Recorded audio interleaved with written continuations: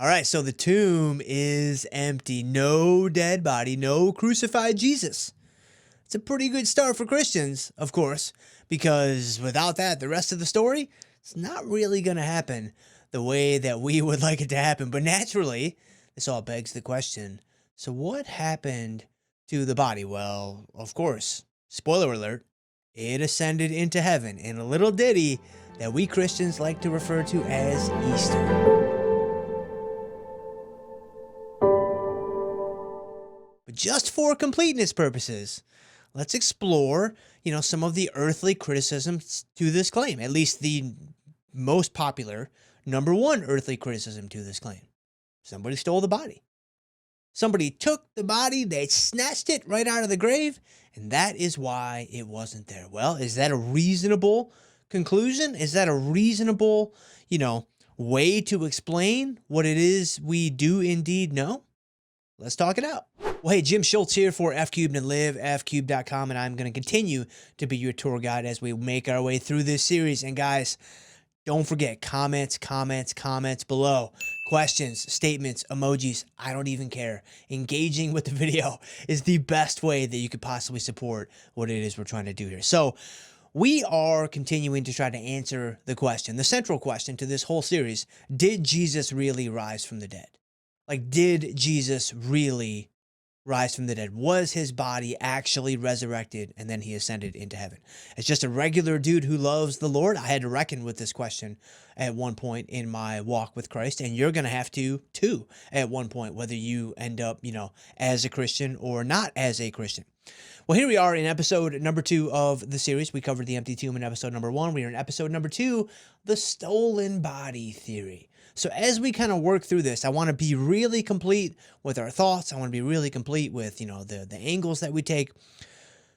There are basically 3 factions of folks that could have potentially stolen the body. So let's jump right in and let's break down each one of these 3 factions of folks.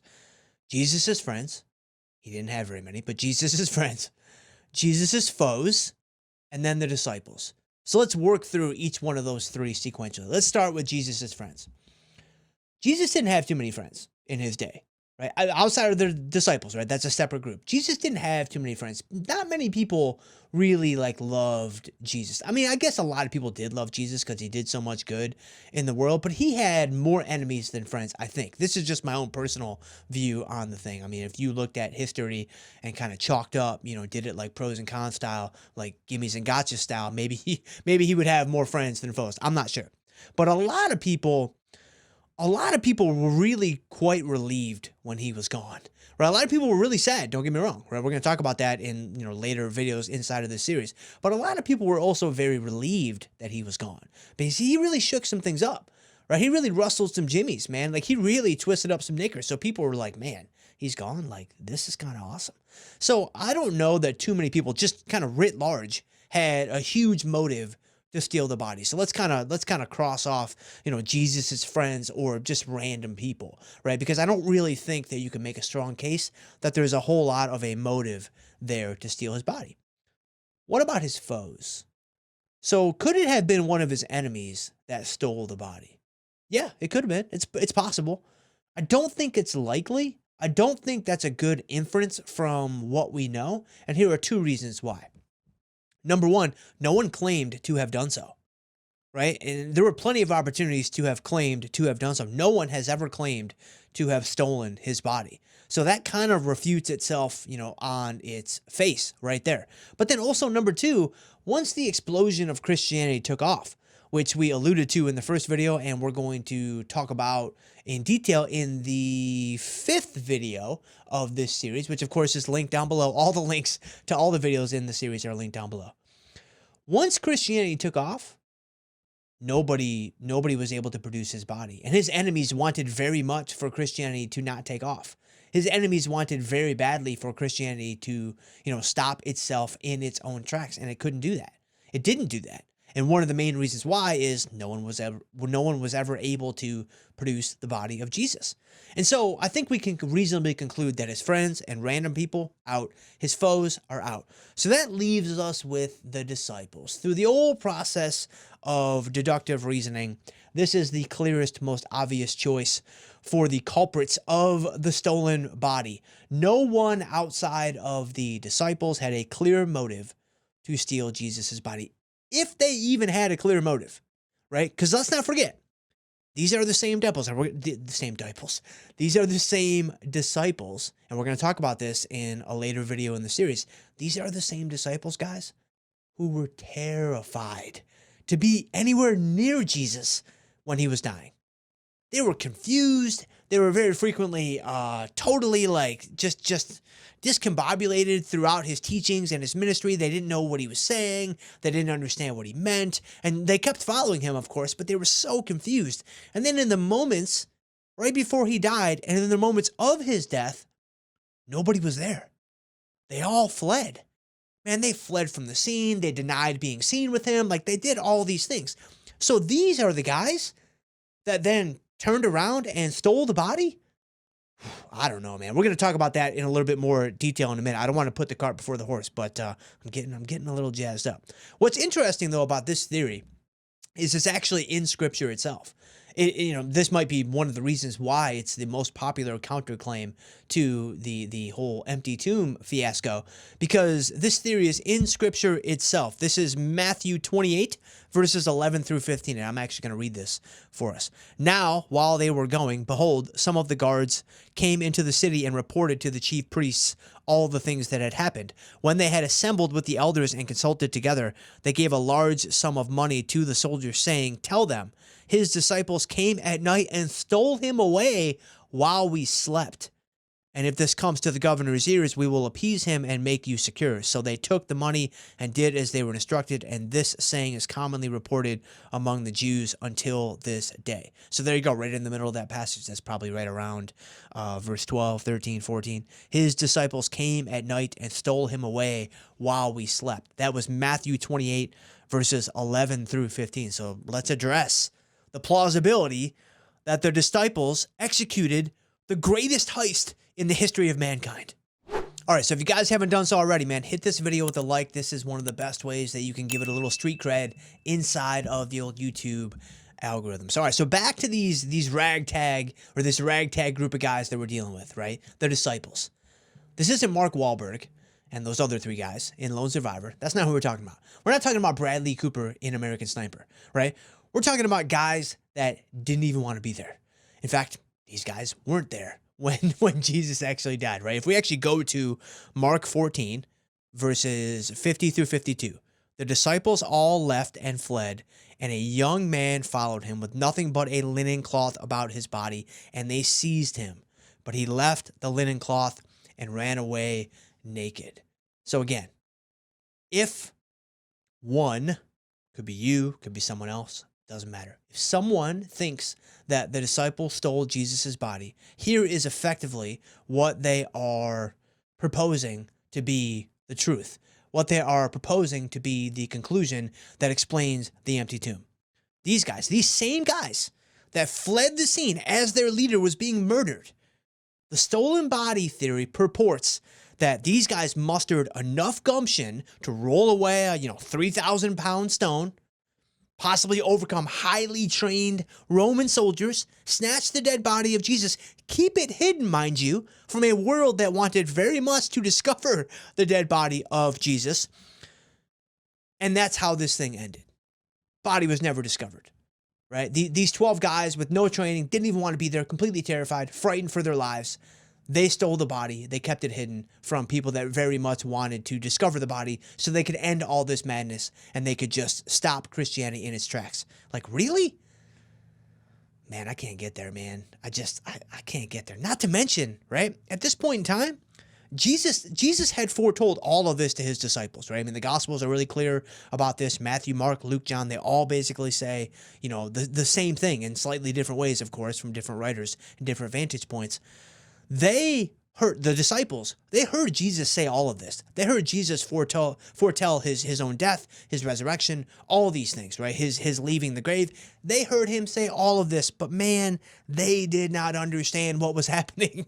They didn't know what was going on. They were super confused. They didn't understand. And not to mention this whole idea of a resurrected body completely foreign to the Jewish faith, right? Completely foreign to what their vision of what a Messiah was going to be. They very much were in line with, a strong military or political figure. This idea of a resurrected body, not to mention a meek, humble man dying on a cross, seemingly unable to save himself.